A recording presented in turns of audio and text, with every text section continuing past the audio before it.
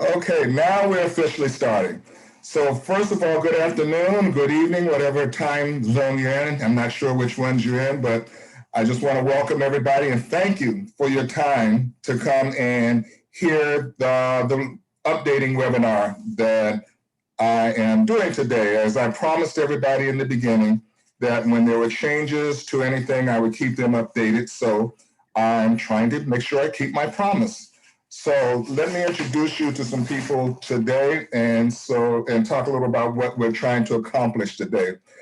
First of all, the handsome gentleman you see up top, other than myself, is Pernell Went. He's my representative. He handles the Northern California area for sandals. So when I need something and I come crying, I come to Pernell.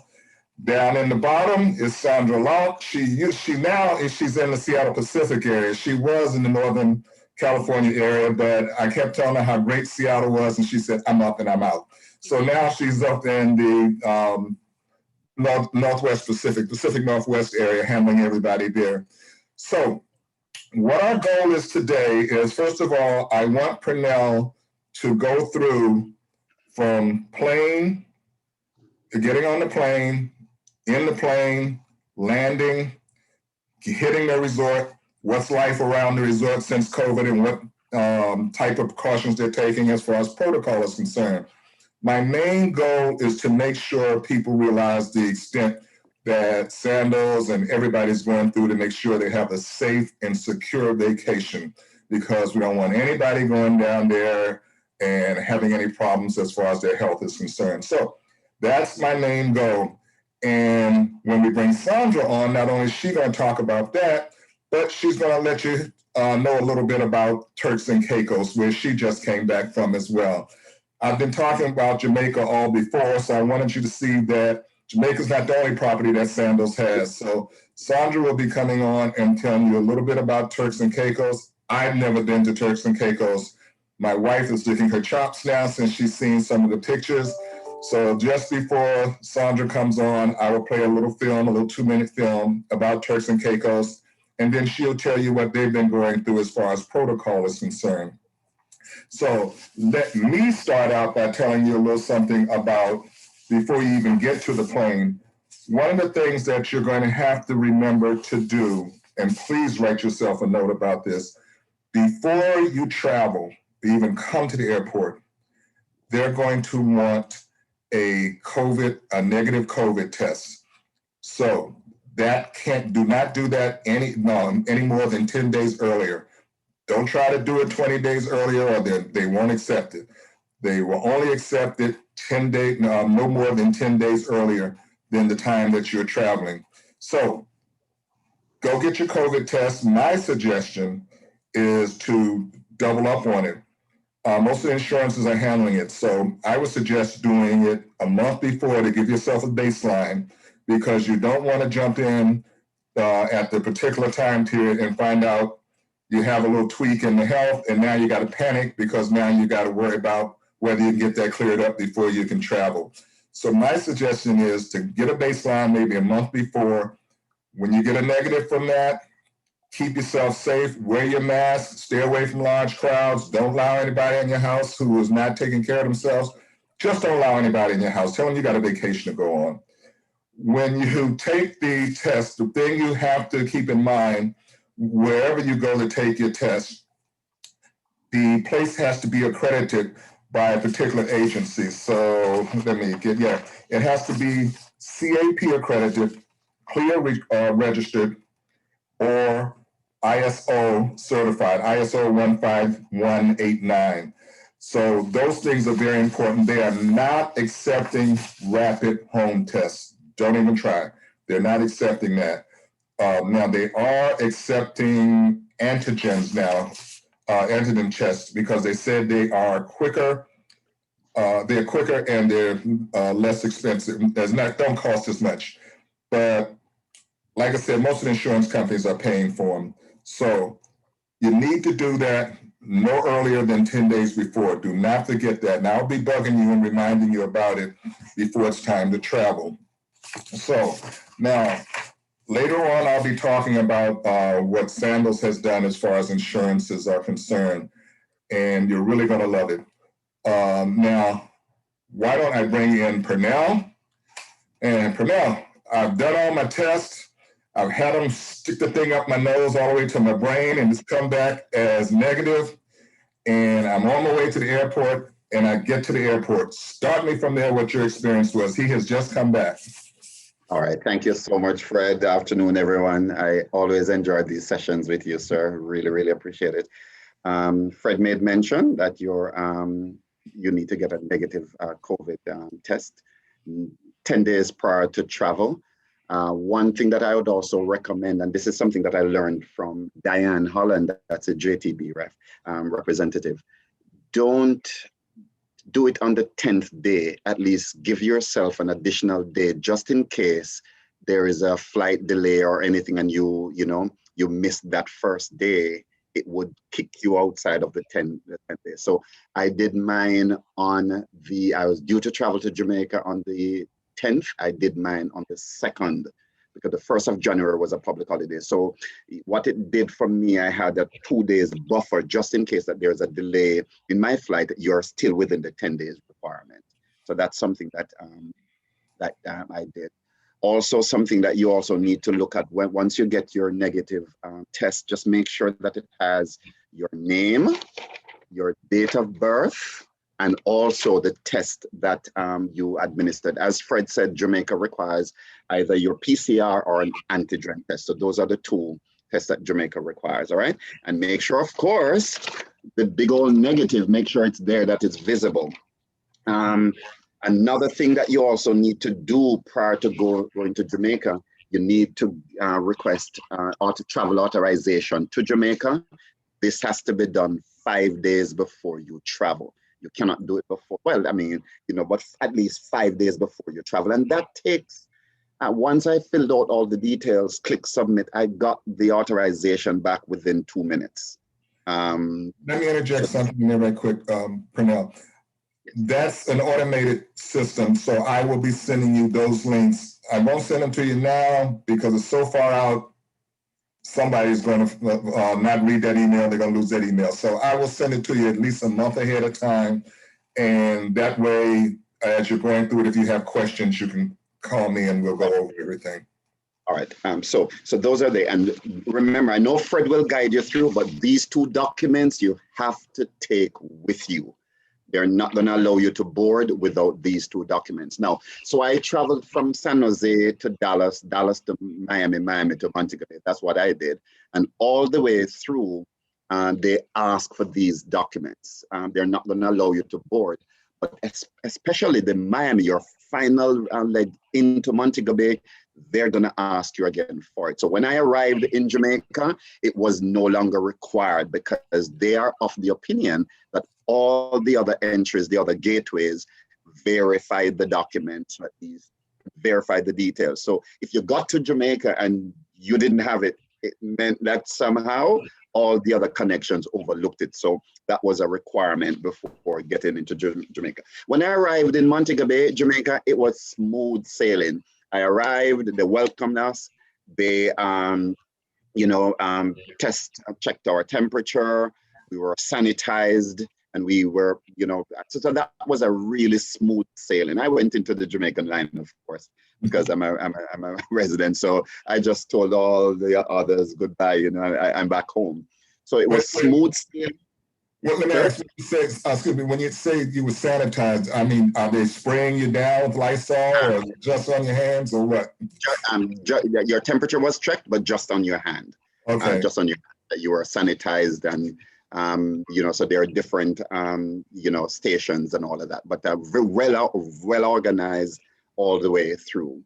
And that was it. That was it. Nothing was required. And this is something that also, if you are traveling as a tourist, you're going for your vacation, you completed all the necessary things, you sanitized, nothing is required of you. Once your temperature is in order, once your document is in order, you just really go straight and claim your luggage. Nothing, no one asked me, why are you here, whatever it is.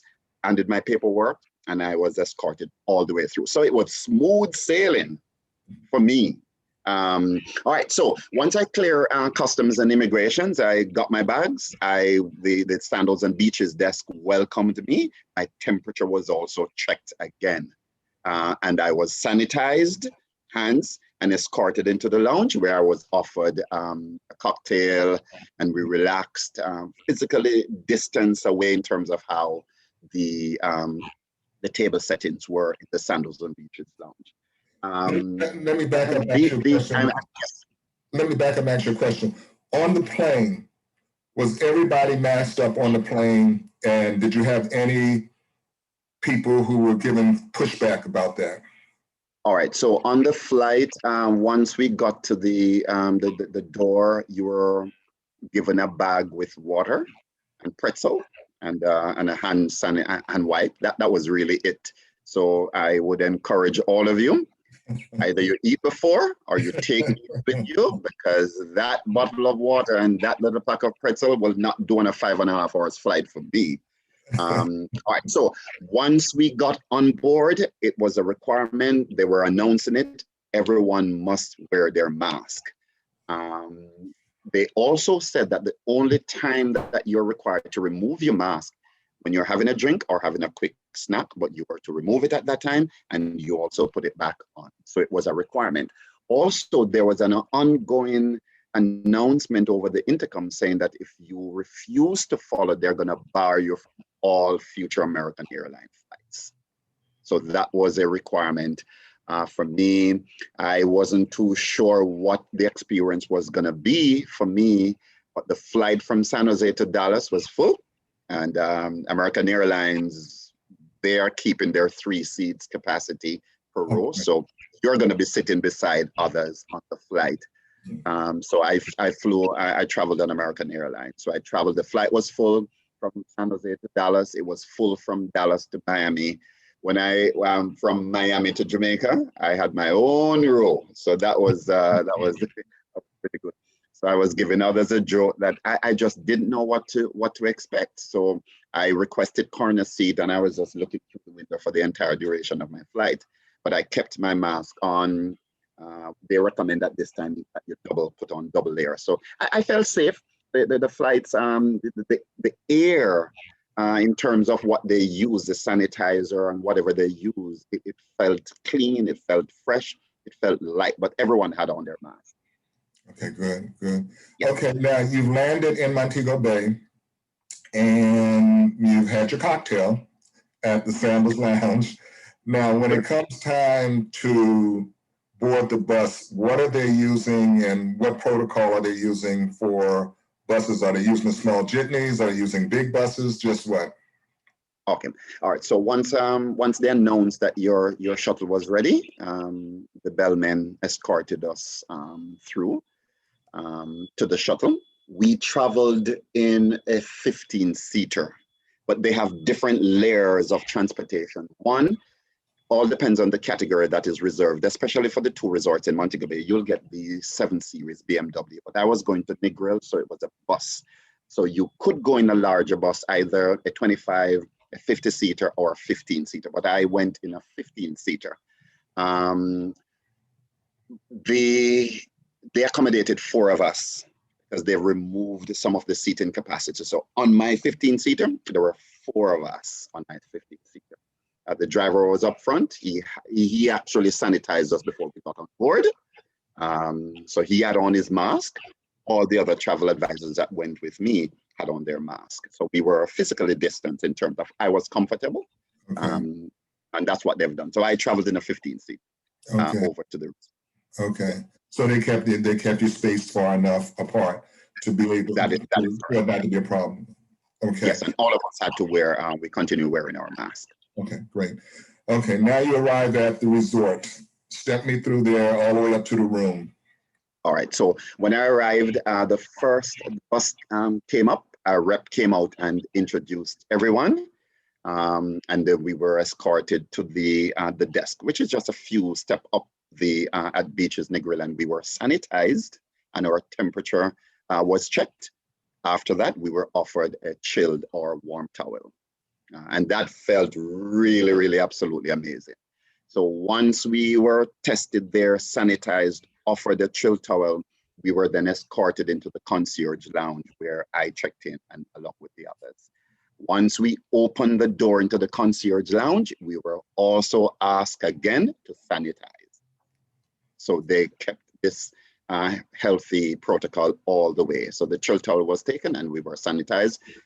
We were seated, offered a drink, given our registration information. So once we were through registering, social physical distance was really absolutely in order because there were different areas that clients and travel advisors that were able to check in. So the bags were marked and they told us that our bags will be marked and brought to the room. We were escorted to the room and at my door, there was a seal that was placed on my room door. And that seal signified that the room was thoroughly cleaned, steamed, sanitized, and the equipment that they used to validate the cleanliness and preparation of the room. Once that was done, there was a seal that was placed on the door and only the clients arriving as the authority to remove that seal. And I had the pleasure in removing the seal off my door and went in. The bags were at the door because they cannot put the bag in the room without you being there because it meant that they would have broken the seal. So I opened the door, the bag was brought in, and when I got to my room, there were sanitizers. I mean, it was absolutely amazing. A lovely bottle of sanitizer there with wipes, and the room just felt extremely clean, very light in comparison to a resort that I stayed at, not Sandals, in Miami. When I checked in, I had to ask them, what is your protocol of cleanliness for these rooms? I felt the burden, I felt the weight, you know. But when I got to beaches, oh my God, it was like, oh my God, it was so light, it was so clean, it was really ready for me. So that was my experience checking in. So I felt really, really safe. All management and staff at the resort, you're required to wear a mask. All staff. You're going to see all staff, all management, everyone wore a mask every single step of the way. In terms of the guests that were there, you're not required to wear a mask unless you get into a confined, close area where others are. Like if you're on the buffet, and even then I didn't see some, but when you get into closed corners, closed corridors, that was where masks were required. So it wasn't necessary to wear it when you're eating, wear it when you're on the beach, wear it when you're at the bar or the pool. It wasn't necessary, but only when you get into close confined areas like the gift shop, like the spa. I utilized the spa service as well. I had to go and test it to see what their protocols were. I utilized that. I also, as I told you earlier on, Fred, I actually sat in my room watching the room attendant clearing the room, because I checked in, watching them getting it back together and, quizzing them. But in terms of physically distance throughout the resorts, management staff wore masks. Guests weren't allowed, required to, unless you get into close corners. Now, when you are there to go into your room, I've been reading about these electronic wrists where you don't even have to touch the door; it opens automatically. Is that still the protocol that you wear? The I guess Bluetooth type of a thing that you just brush across the door. That's not in place at Beaches Negril. I had a swipe that I just swiped my room. So I don't know if other resorts possible will implement that, but I just had my key, my plastic key that I just swiped, and it brought it. Okay. Now, one of the majority of the folks on this webinar are going to be with me in Jamaica, and there's a wedding group that's on here, a retie the knot. Now, my question is, when it's time to have the all-together dinner, how's that done? Like let's say you have 20 people. So do they separate the tables little by little, but put you all in the same area? How is that done when it comes time to eat? All right, so eating as a group. Okay. As a group, the resort, they're gonna maintain their physical distance, because what I saw in the restaurants, that they remove some of the tables, and those that were dining in group, they were spaced out about 6 feet. If you're a family, yes, you are seated accordingly.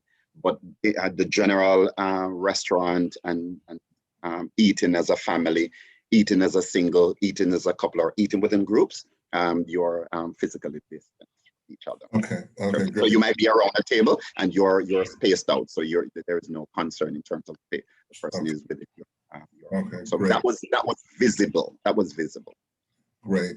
And as far as the entertainment at night, especially my favorite place where the speakeasy where Big Mama is, how are they handling that now? And those of you who are going, you'll understand what I'm talking about when you get down there. You'll have to do the speakeasy club.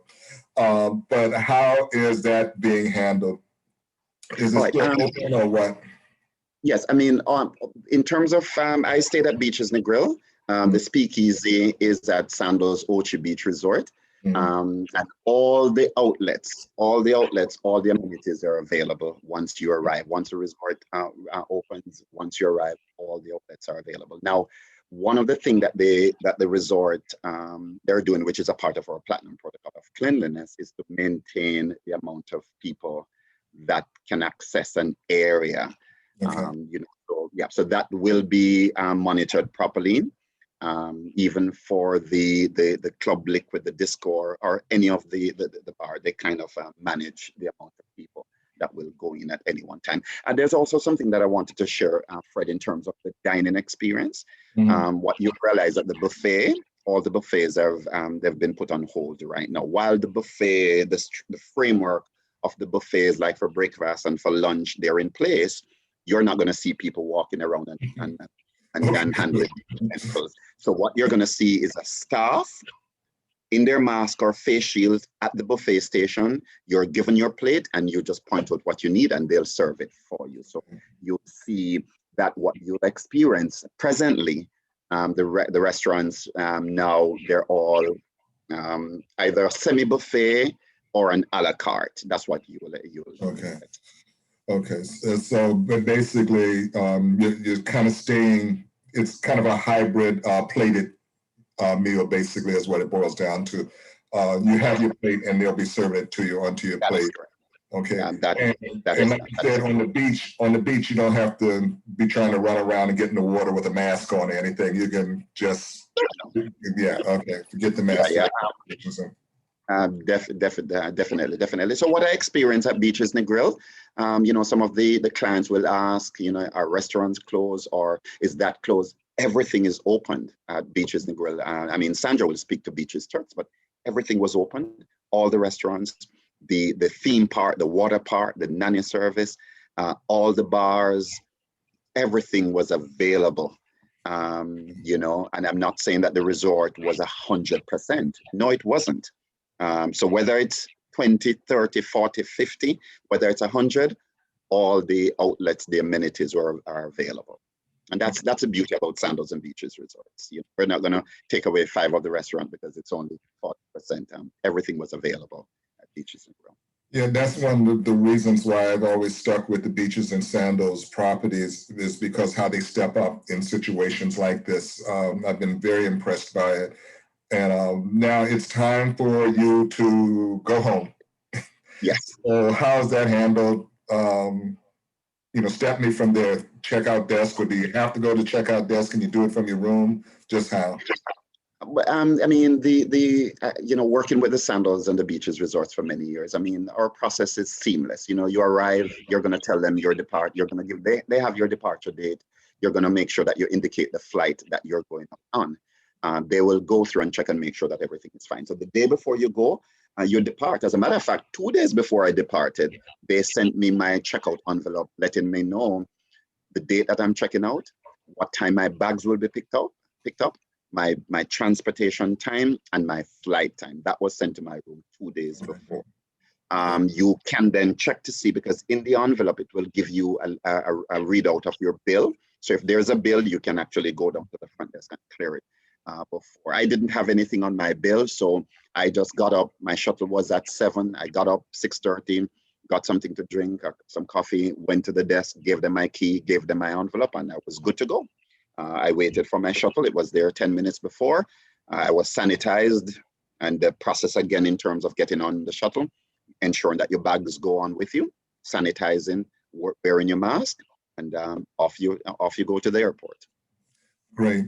And when you get to the airport, one of the things I have in the packages that I've sold to folks here is something known as Club Mobay. And with Club Mobay, you're being handled when you arrive and when you leave. The nice thing about when you arrive with a meet and greet service. So somebody's there time you step off the plane with a sign with your name on it and walking you past the line of other people who don't have Club Mobay. So you can just look at them real funny and stuff and walk by them.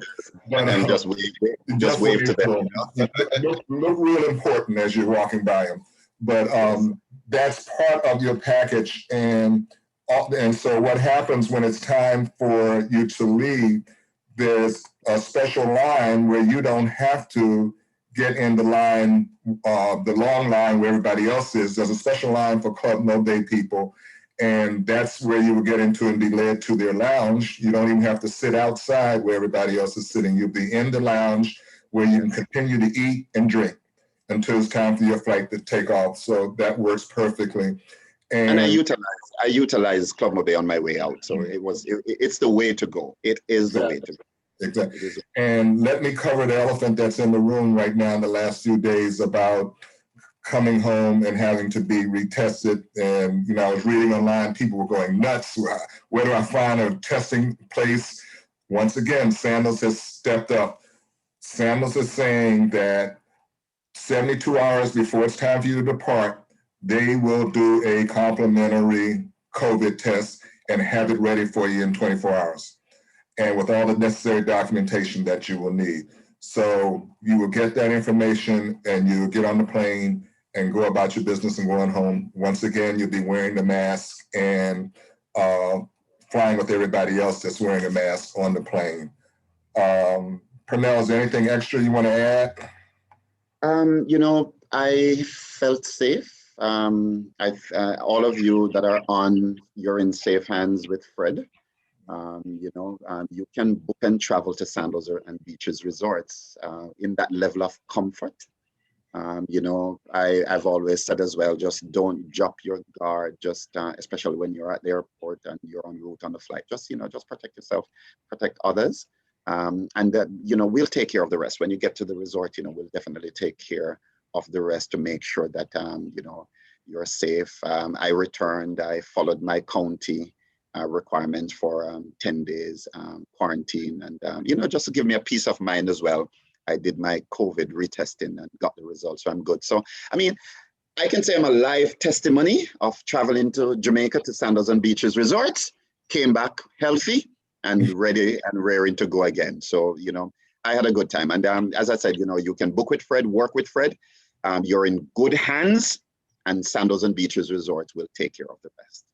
Good. And that's why I wanted everybody to hear what an actual live testimony, because there have been so many things thrown out there on the various social sites. So I wanted people to be able to actually hear a live testimony about it. There are a couple of questions on here. In fact, several of them I can even answer. Who knew? Sean is asking, is Quest Diagnostic a certified COVID tester? Yes, they are. They are certified, as well as when I've had my COVID test done, I've gone to a company called Med7. Med7 in turn sends their samples over to Quest Diagnostic to take care of it. And so they are, what you're asking about, are they certified? They are certified to be able to do the things that are necessary. Christine wants to know about the 10-day negative result, having enough time to get the results back. I've taken 2 COVID tests. One started out in the early days of the COVID test. I didn't get it back until 5 days later. The last time I took it, I got it back in 3 days. So they've gotten much better on getting those tests back. in the right amount of time without it being an issue. And let's see. Sean wanted to know about the departure. We've already talked about that on what happens on the way back. Linda wants to know about the test negative with wonder if you test negative with the last test.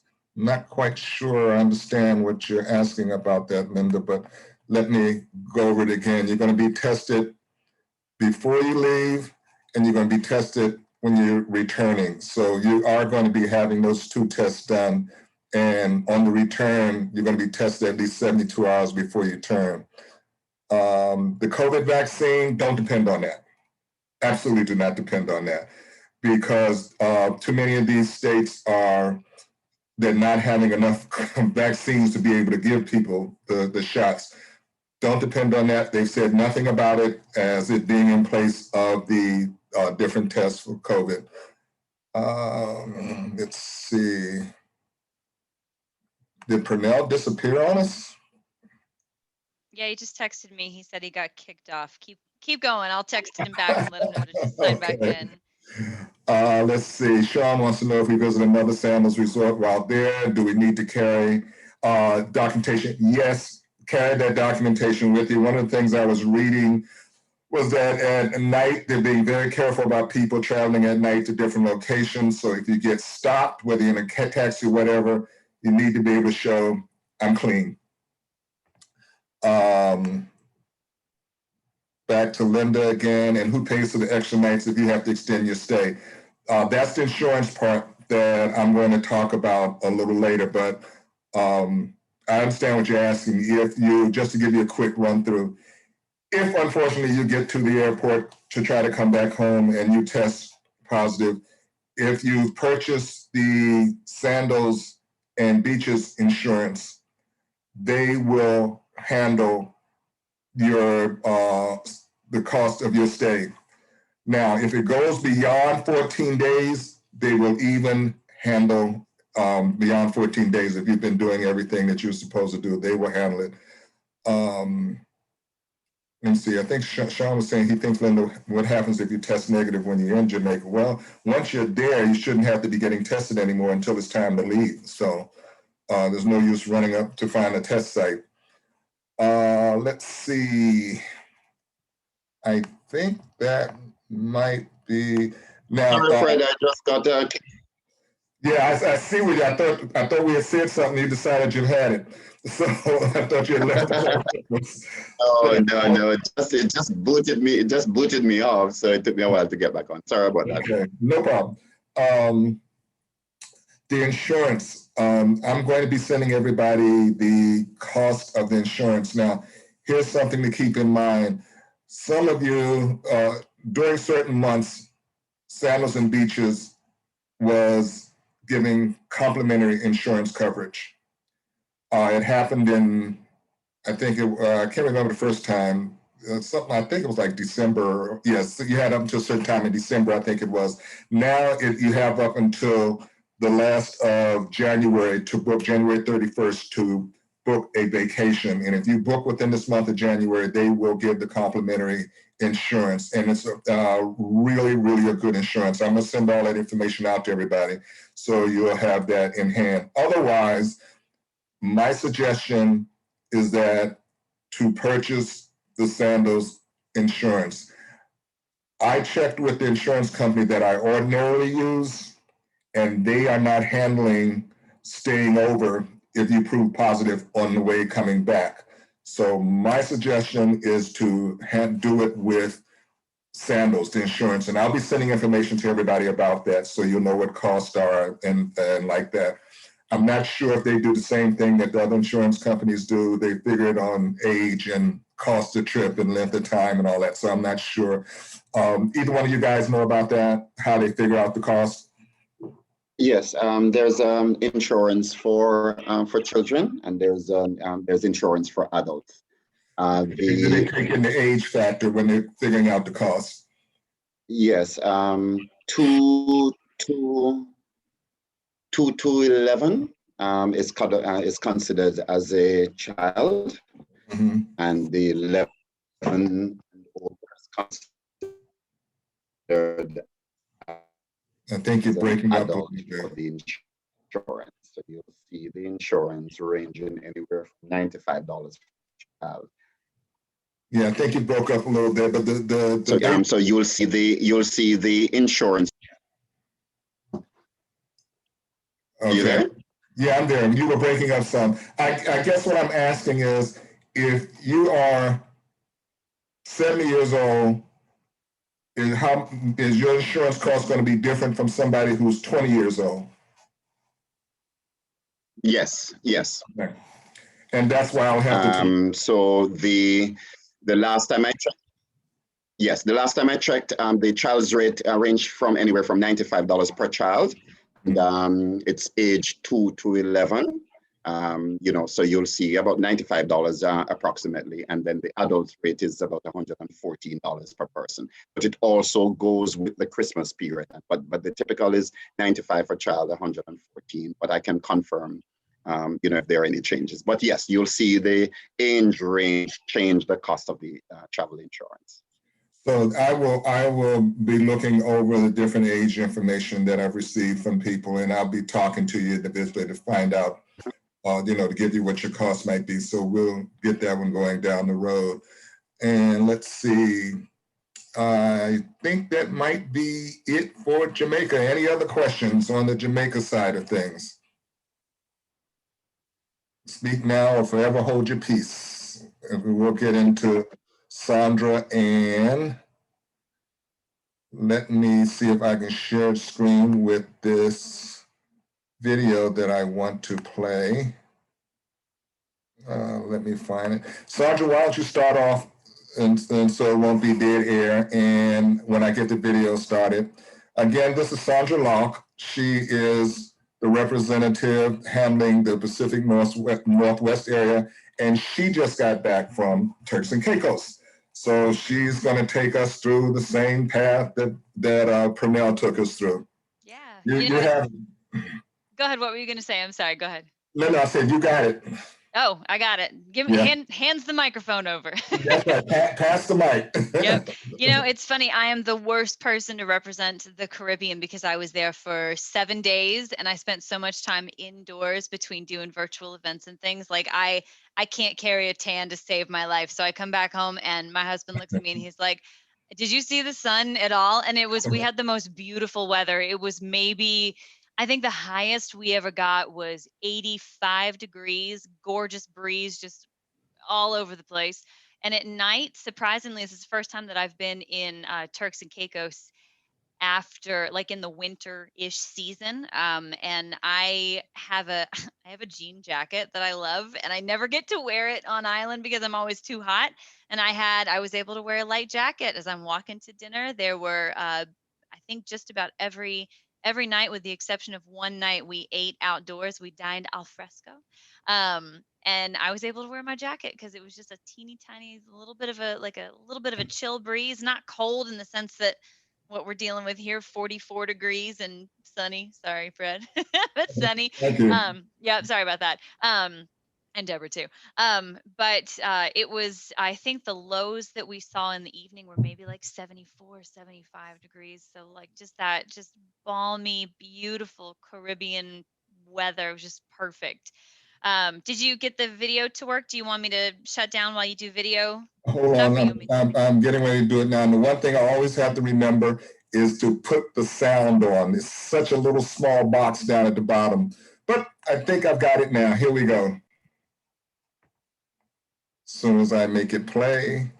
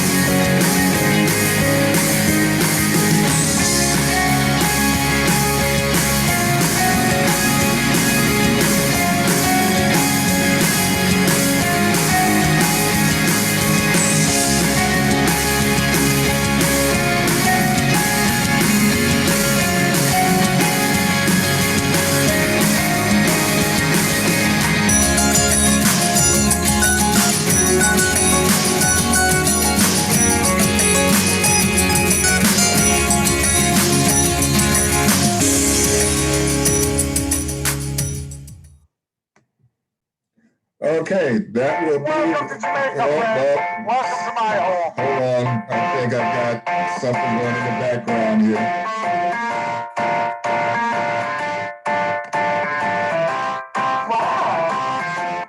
Okay, Sandra, now you got it. I was jamming. What are you talking about? That was perfect.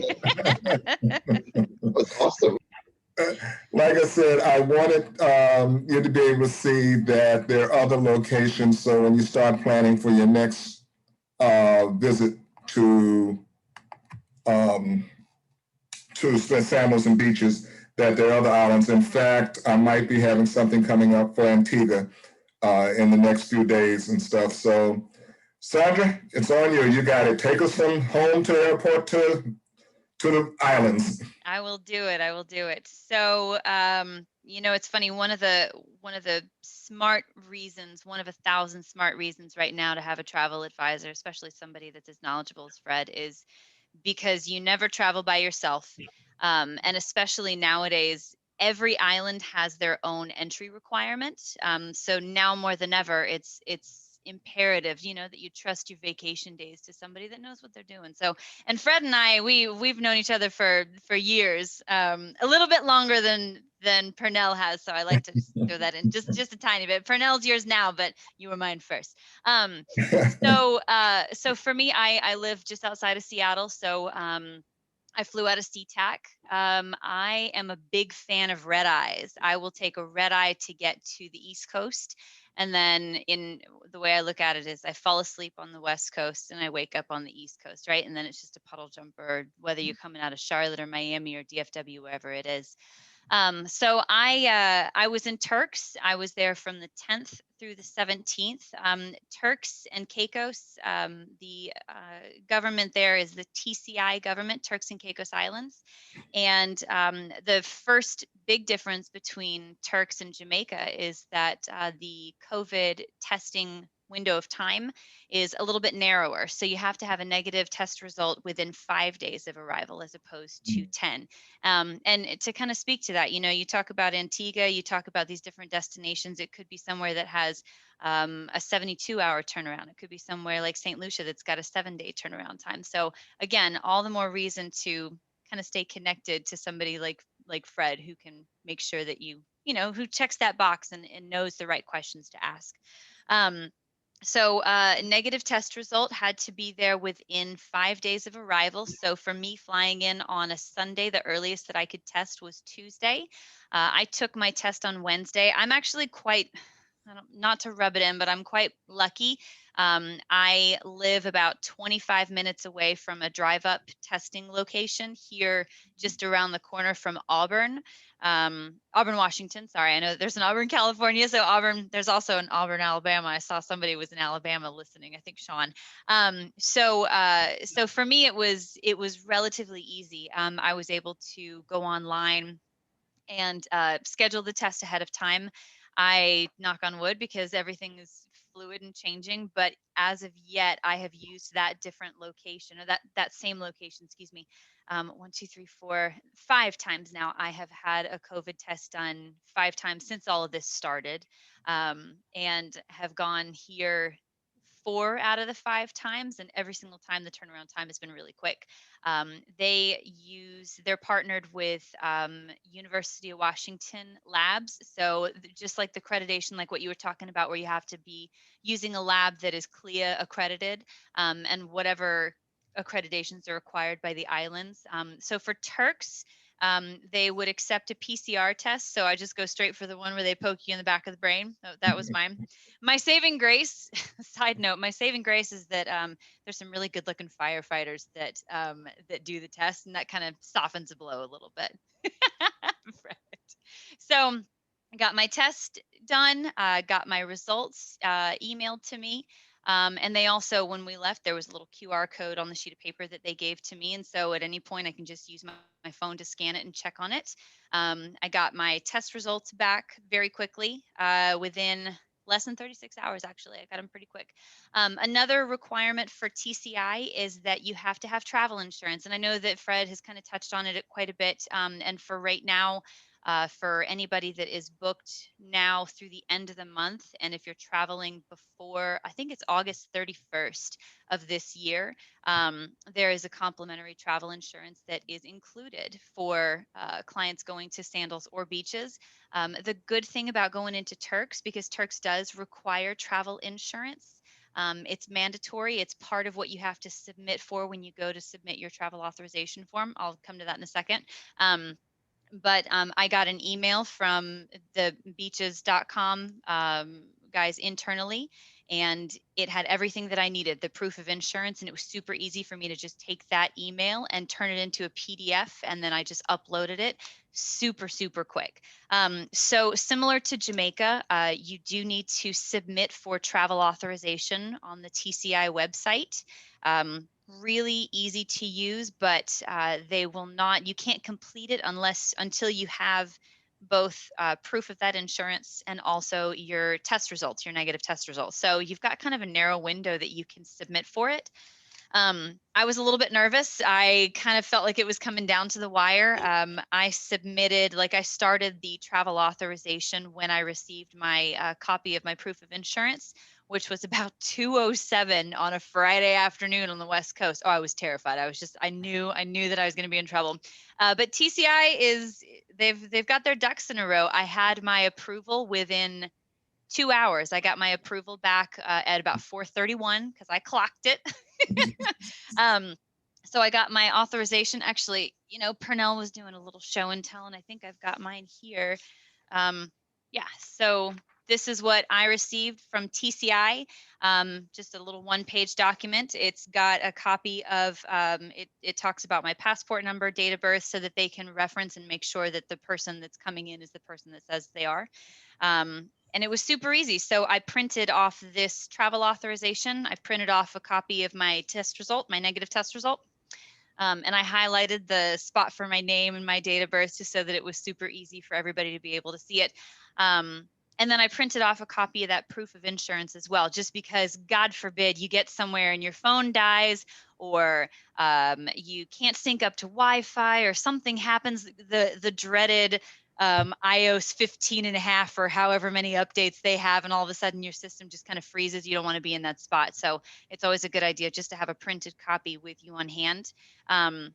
And then I went to SeaTac. I got to SeaTac from the moment that I left my car. Like, I parked the Sandals mobile across the street at the Crown Plaza. I know you know exactly which one I was at. So I parked the car, had my mask on, and from the shuttle to the airport, through the airport, flight, everything, that mask stayed on.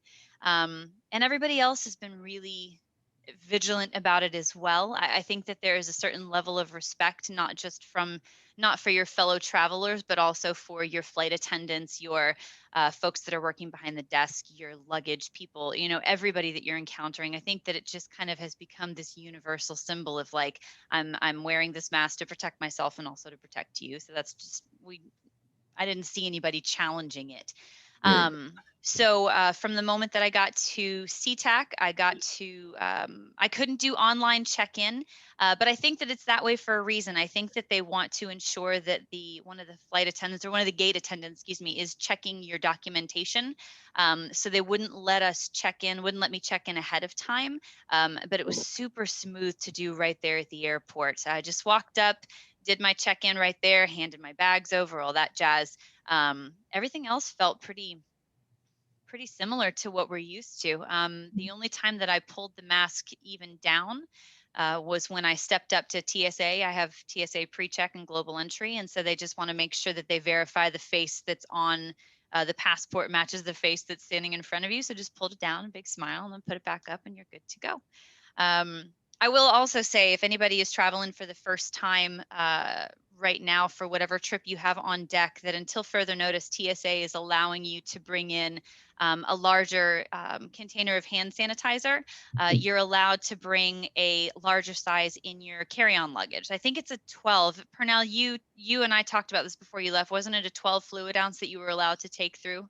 Yes, but I think mine was over 12, and yeah, mine was over 12, but while they allow you to go through, they took it and had it checked, swabbed, and all of that kind of thing. But may I tell you though, coming back from Jamaica, Yeah. they wouldn't have it. Oh, interesting. So maybe it's just an allowance to leave the Yeah, States, it yeah, sounds like. That's good to know. yeah. That's They good to they know. would they wouldn't have it. So I had to take a smaller bottle and check the Okay. big one.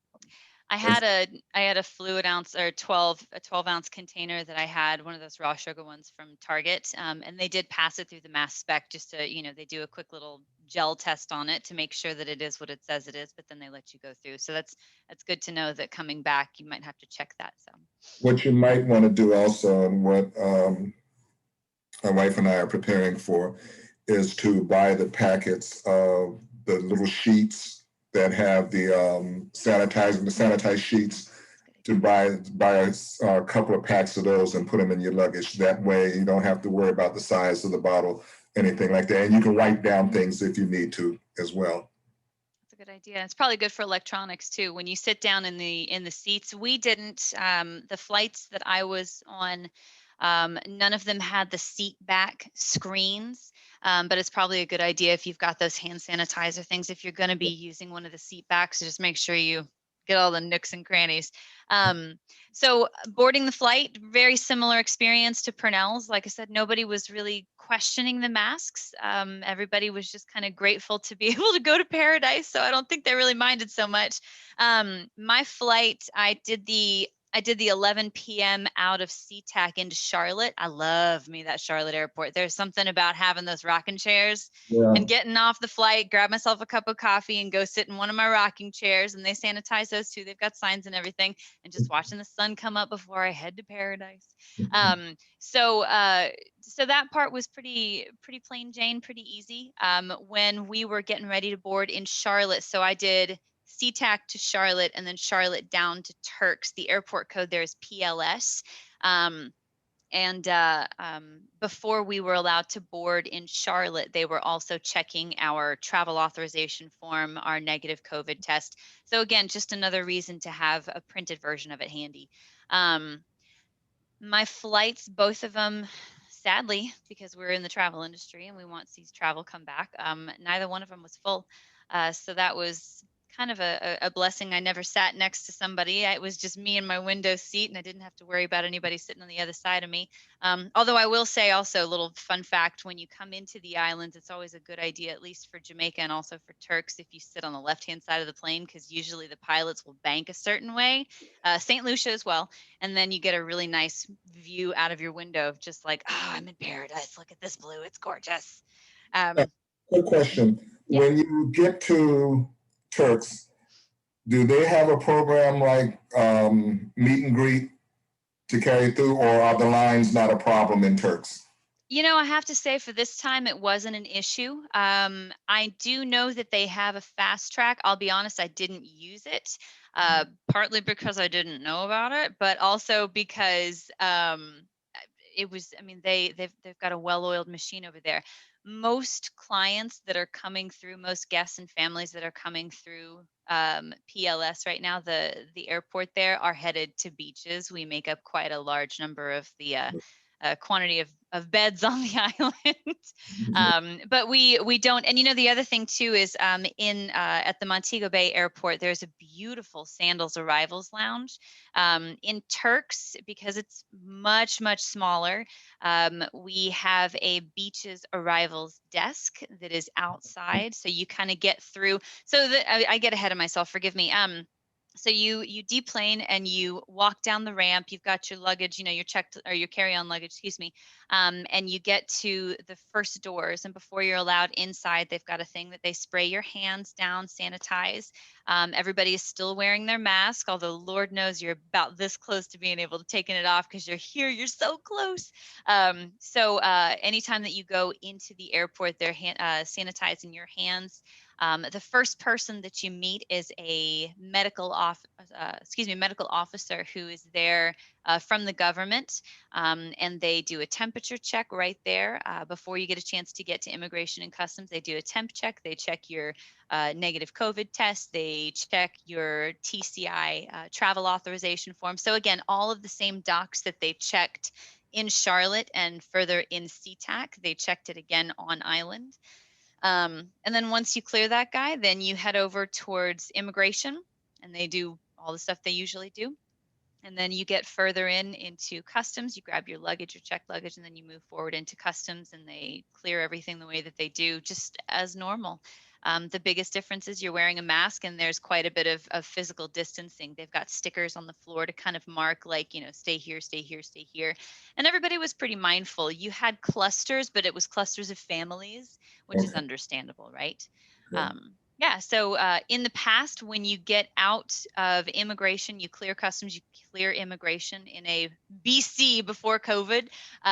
There is a desk on the other side, and there's a beaches representative that is waiting for you with a big smile, and they write down your information. They've got a taxi that they will coordinate and take you over to the resort. It's about a 15-minute ride away, not very far at all. It's really nice. They didn't have anybody staffing the beaches desk at this point. It was a government official, but they do the exact same thing. They say, where are you headed? They coordinate the taxi. So with the Sandals and the Beaches product, no matter which resort you're headed to, we pick you up from the airport and take you to whichever resort you selected. So here in Turks, it's the exact same thing. It's just that instead of a beaches person that is standing there speaking to you, you've got a government official, but they take care of it. Gotcha. Good. Yeah. And so they keep the distance in traveling during your transfers. And that's one thing. I don't know if everybody that's going to be on the Jamaica trip realizes it. I don't know if they've been reading everything that I have, but part of any Sandals and Beaches package is that your transportation to and from the resort is included. So you don't have to be standing out there trying to wave down a cab. It's all included. They pick you up, they take you to your resort, and they bring you back. Same thing. For sure. So there was once we got into the taxi, there were a total of 3 other colleagues that I had with me, and since we were all in the same group, they put all of us in the same shuttle together. But it was a van that normally probably would have seated about 10. And in the past, they would have filled every single space, and that's not happening now. So the taxi driver comes over. They are masked and also gloved. That's one of the requirements at TCI, is that they wear gloves too at all times. And that's just that's a government requirement for their taxi drivers. That's just a box that they have to check. So we hand sanitize again. A lot of hand sanitizing that happened on this trip. So we sanitize again before we jump into the shuttle to take us over to Turks. But even then, we're still staying masked up. The driver stays masked up as well. And then we got to Paradise. We got to Beaches, Turks, and it was amazing. Good. And I gather the same type of thing on the resort, that you can wander on the beach and even in the lobby, as long as you're not in closed-in areas without your mask on, without being a problem. Yeah, for sure. And let me say this, on all of this that we're talking about today, things are still very fluid. So all of this can change within the next couple of months. We're not traveling until July, so no telling what might happen between now and July. But I want everybody to be prepared for whatever updates come about. And like I said, I will be constantly letting you know of any new updates, because I don't want anybody to come to the airport being surprised. But my main thing is that I need out of everybody these rules that we're talking about in order to travel to get in there. I want you to really, really pay attention to those and follow them, because these islands are trying to protect not only their economy, but their people. So it's not like you're going to a huge place like the United States. If you start coming in there and bringing COVID, that could literally destroy the whole island. So they're being very strict about what they're doing. But once you get there, that's where all the fun starts. And again, the main thing I want you to see was that there's another island that you can go to under the Sandals and Beaches umbrella and have loads of fun and still be in the beautiful properties. So let me see. Sean had a question. Now, I have an answer for this, but I want to hear if you guys know anything about this. For TSA pre-check, if one spouse has it and the other doesn't, Can you go through the, you're getting ready, Sandra's shaking her head already. Okay, go ahead, you can talk on that I've one. got Sean, that's a real good question. It depends on how much you like your spouse. No, I'm kidding. I have TSA pre, and I've also got global entry, and for both of them, it's not one of those you can choose to take somebody with you. So you got to make a decision. I'm a firm believer that I paid good money for this. Parker goes over into his line, and I go over here, and I just wait for him until he's done. So Sean, that means that you and the wife have to get them, so you have enough time to be able to go ahead and get that taken care of without any problems. Okay, anybody else have any questions? So please speak now. Yeah, have we done that good a job that you know everything there is to know? So like I said, I just want everybody to be aware and to stay safe. When this is over, when this webinar is over, just keep wearing your mask. My wife and I, we started doubling up. So they were mentioning about doubling up. We started doubling up. So just wear your mask, stay safe, don't be around a lot of crowds. Remember, you have a vacation coming up and you don't need anything getting in the way of it. I remember when I was an avid skier, there used to be something, well, it still is, something called the National Brotherhood of Skiers, an organization. And every year they would hold the summit. And the summit was like a big ski conference party for a week. And when we knew that was the year that it was going to be happening, we looked both ways before we crossed the street.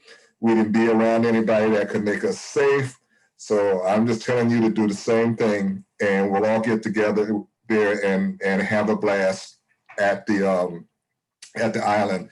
And let me see, she got off. Diane Holland was on. I was getting ready to ask if she had anything to say, but she seems to have gotten off. We must have covered it pretty well that she was able to leave. So at any rate, once again, I want to thank everybody for showing up and hearing these pieces of information. If you have any other questions that you want to get answered after this is over, just drop me an email. One of the things I would advise you to do is to continue making deposits. So when I come to you for the last payment, it won't be this huge number. So, please, if you can put a little down on it, a little something down on it so you can lessen the cost at the end. Other than that, I want to thank my two buddies here for helping me out with this today. As always, they have my back covered. So is there anything you two want to say as a final farewell? Pernell, thank you as always, Fred. I really appreciate you giving us the opportunity. I remember as well for your group, if you have anyone that was on today that hasn't booked with you yet, you have the ability to take care of them within the next 14 days with the document that I sent you. So thank you once more, everyone. As I can say, you're all in good hands. And Fred, has good support in myself and Sandra. So thank you, everyone. And Sandra? Yeah, for sure. The next time that if you have anybody that's interested in hearing a little bit more about Turks as an island destination, the resort that we have there, if you have water babies, if you have beach babies, I have copious photos and videos that I took and put them on my phone. There's some really incredible snorkeling that can take place in Turks that will change your life. And it's within a walking distance of the water sports desk. So if you guys ever decide if you want to learn a little bit more about Beaches Turks, the mothership, if you will, for the Beaches resorts, I would be happy to share some experiences. They would do an incredible job over there. It feels like family and coming home, and I'd be happy to inspire you guys a little bit more if you ever wanted it. That's the other thing I meant to add about Sandra. She is the resident scuba diver. And I didn't find that out until, I guess, during the summer of last year. I did not realize she was such an avid scuba diver. So when it comes to the water, as she said, water babies, that's what she is. One other thing, too, there are other things to do on the island, and you can even take scuba diving lessons. But if you're certified already, there are other things to do. A lot of in all the emails that I've sent you, down in my signatures, you'll see various links, one of them being Island Routes. Click on that, look at the other activities you can do while you're on the island, especially those who are staying there for 7 days, 7 nights, and click on that. And if you see something you like, click on it and get her done, and go with it from there. So I'm not going to hold everybody because I know everybody's got a lot to do in their day. So thanks again. And I'll be coming back to you if there's any new updates. And like I said, I will be showing something on Antigua at some point, and that you'll learn a little bit about another island. So take care, everybody, and stay safe. Bye, guys.